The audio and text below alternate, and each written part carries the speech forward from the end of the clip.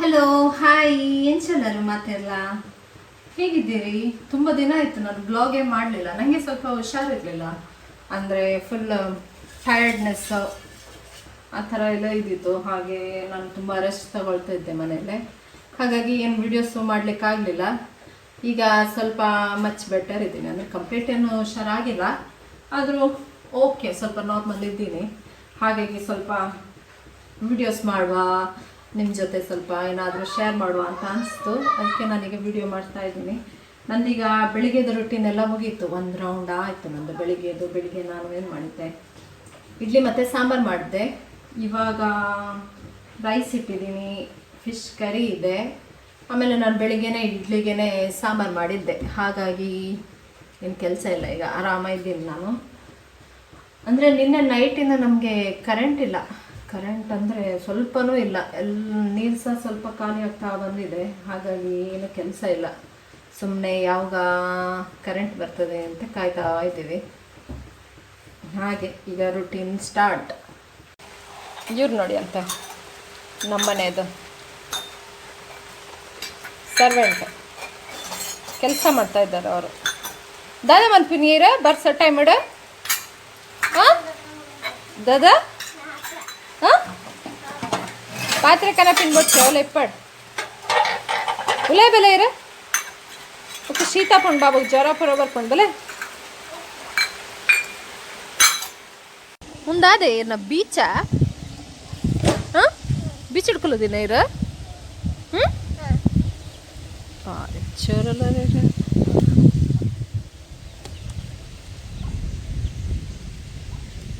ಕಪ್ಪೆ ಕಪ್ಪೆ ರಾಯ ಕಪ್ಪೆ ರಾಯ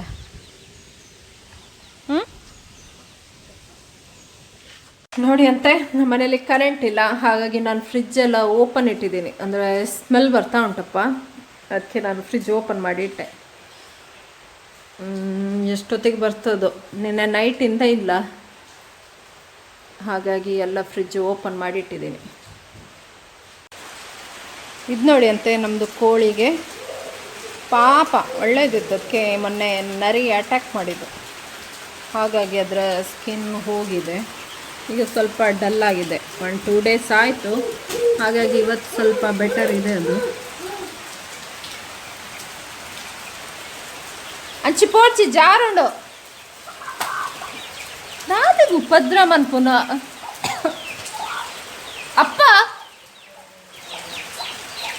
ಒಂದು ಇಡ್ಲಿಕ್ಕೆ ಬಿಡುವುದಿಲ್ಲ ಅವನು. ನೋಡಿ ಎಲ್ಲ ಓಡಿಸ್ದ ಅವನು. ಇರುತ್ತೆ ವರ ಜಾರದ ಬೂರುವರವೇ ಬೊಕ್ಕ ಗೊತ್ತಾಪುಂಡು, ಬೊಕ್ಕ ಇರೇ ಗೊತ್ತಾಪುಂಡು ಆತ ಪೋಯರ ಬಲ್ಲಿ ಬಂದು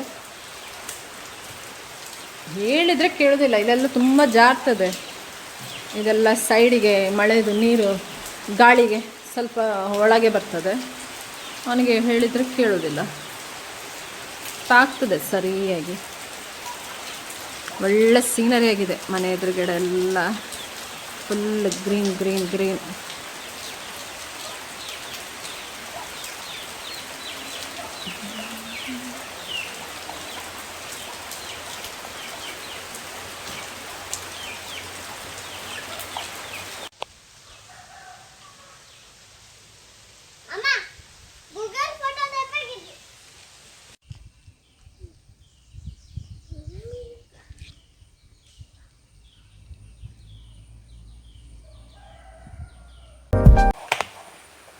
ಕಾರ್ನ್ ನೋಡಿ ಬೇಯಲಿಕ್ಕೆ ಇಟ್ಟಿದ್ದೀನಿ ನಾನು, ಉಪ್ಪು ಹಾಕಿ.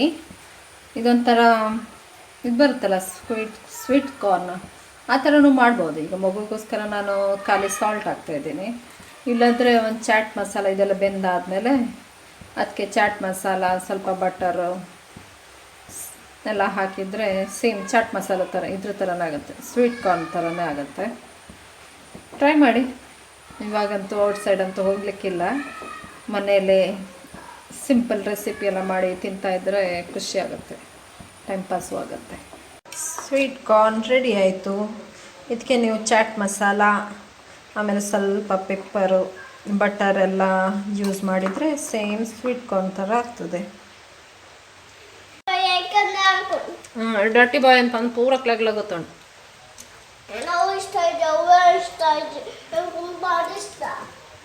फ्रिज दादा पाड़ोची भले इंची चोर आतर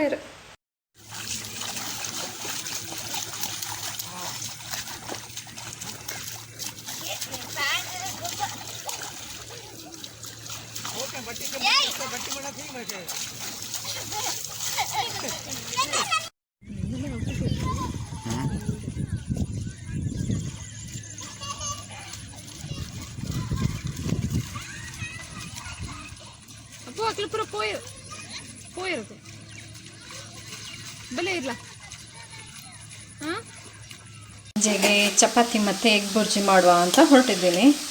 ಅದಕ್ಕೀಗ ನಾನಿಲ್ಲಿ ಒಗ್ಗರಣೆ ಹಾಕಿದ್ದೀನಿ, ಅಂದರೆ ತೆಂಗಿನೆಣ್ಣೆ ಯೂಸ್ ಮಾಡಿ ಅದಕ್ಕೆ ಸಾಸಿವೆ, ಜಿಂಜರ್ ಗಾರ್ಲಿಕ್ ಪೇಸ್ಟ್, ಆಮೇಲೆ ಒಂದು ದೊಡ್ಡ ನೀರುಳ್ಳಿ ಸ್ಲೈಸ್ ಆಗಿ ಕಟ್ ಮಾಡಿದ್ದೀನಿ, ಆಮೇಲೆ ಒಂದು ಕ್ಯಾಪ್ಸಿಕಮ್ಮು, ಆಮೇಲೆ ಟೊಮೆಟೊ ಒಂದು.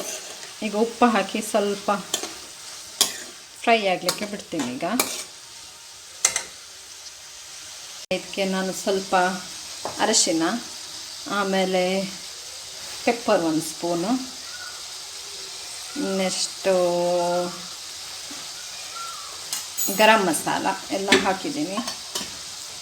ಇನ್ನೂ ಬೇಕಿದ್ರೆ ಯಾರಾದರೂ ಇದು ಸಹ ಹಾಕ್ಬೋದು, ಚಿಕನ್ ಮಸಾಲ ಏನಾದರೂ ಇದ್ದರೆ. ನಾನು ಚಿಕನ್ ಮಸಾಲೆಯನ್ನು ಹಾಕ್ತಾಯಿಲ್ಲ, ಇಷ್ಟೇ ಸಾಕು. ನೆಕ್ಸ್ಟ್ ಎಗ್ ಹಾಕಿದರೆ ಆಯಿತು. ಇವಾಗ ನೋಡಿ ನಾನು ಎಗ್ ಹಾಕಿದ್ದೀನಿ, ಒಂದು 3 ಎಗ್ ತೊಗೊಂಡು ಹಾಕಿದೆ. ಎಷ್ಟು ಬೇಕಾದರೂ ಹಾಕ್ಬೋದು, ಎಗ್ ಜಾಸ್ತಿ ಹಾಕಿದಷ್ಟು ಟೇಸ್ಟ್ ಆಗ್ತದೆ. ಟ್ರೈ ಮಾಡಿ ಇದು ಎಗ್ ಬುರ್ಜಿ.